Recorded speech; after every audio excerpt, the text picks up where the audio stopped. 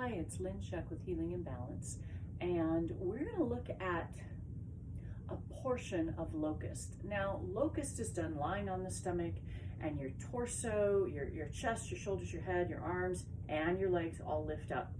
A lot of people don't like this pose because what happens when they lift the ends up is they crash into the lower back. But if we could pull the legs out of that and just work with the legs instead of adding the arms in, we might start to figure out one reason why we dump into that lower back. So if you have a block handy, you may find it useful. If you don't have a block, in this instance, something like a Kleenex box could work really well. A big Kleenex box, not a little square one, a big rectangle. I'm going to start without the block. And so when we take this pose, let's see, that's a good angle. When we take this pose, like I said, normally the arms, the torso, the legs, everything lifts, and people feel this in their lower back. So instead of lifting the upper body, we're going to cross the arms and rest the head on the forearms. Rest your forehead or the side of your head. If you're resting your chin, you're jamming up the back of your neck, and we don't really need to do that. Now I'm going to keep my head up so I can talk to the camera.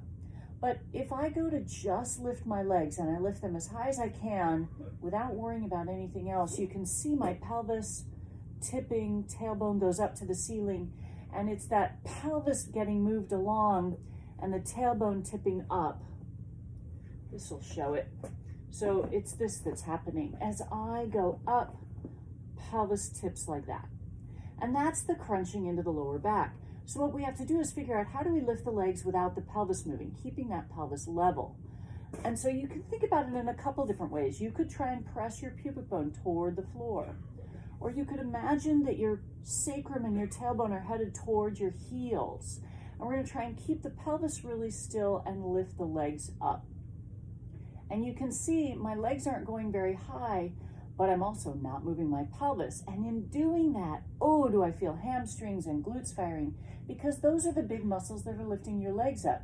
It shouldn't be the movement at your pelvis and your back.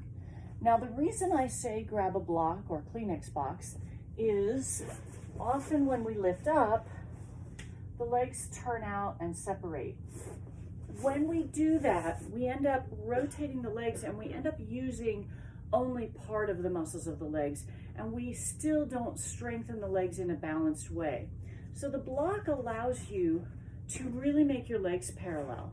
So you're going to bring your feet to the block when you're lying down, but you can't bring them to just the heels. You have to actually bring the inside edges of your feet to the block.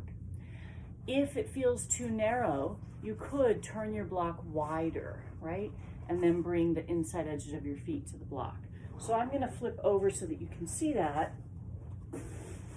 And so I'm really hugging the block instead of turned like this. I'm bringing the insides of my feet to the block. I'm still going to press my pubic bone into the floor. I'm going to hug the block, and I'm going to try and lift the block up off the floor that way. Hugging the block, pubic bone to the floor, lift and lower. Again, not a very big movement.